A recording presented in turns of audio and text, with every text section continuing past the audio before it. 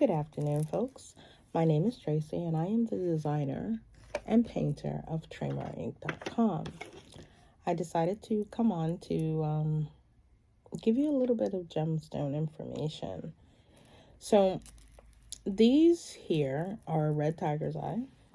Now, I'm not sure if I have the greatest of lighting here or not, but I wanted to show you the variations between the gradings. Gradings for gemstones is pretty much the same way we were graded in school. A was excellent, whereas D is still passing, but it's just not quite as good as having an A. I choose to work with AAA quality gemstones. Now, I don't know if you can really see the difference in between these two reds or not, but the banding, the near perfect lines on each of these stones put them in the AAA quality category, whereas like you have a couple of these that look like they're black on the back. The banding is a little different. Now, AAA stones are usually sold at gem shows or certain bead stores, not craft stores, will carry a higher quality. Now, this here is tiger's eye. Now, this tiger's eye is 8 millimeters, and I don't know if you can see all the dark rings and things in it. This is probably a C or D quality tiger's eye. Now, each of these stones are still very smooth, something else you want, but the banding and stuff is a little different.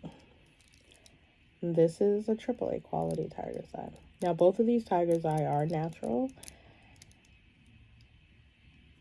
and the size doesn't take on, the size isn't about the grading. The grade doesn't have anything to do with the size. You can have one that's really small and be of a higher quality than a larger one, just like with, say, diamonds. You can have a small diamond that is worth more than a very large diamond because of inclusions. I work with 10 and 12 millimeter gemstones. My preference is 10 and 12. Now, this is a rose quartz. Now, rose quartz can vary on several levels, from super pale like this to a little clearer to this AAA beauty here. Now, I'm not sure if my lighting is well enough for you to really see how pretty that pink is. When I mention inclusions, a lot of people may not know what that means. These are natural inclusions. You see how you can hear that?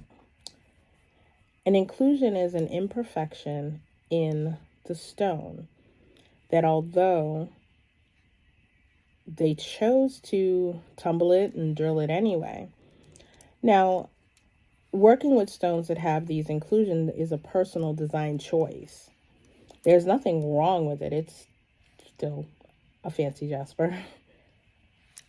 And for some designers, this imperfection is considered part of the character of their piece.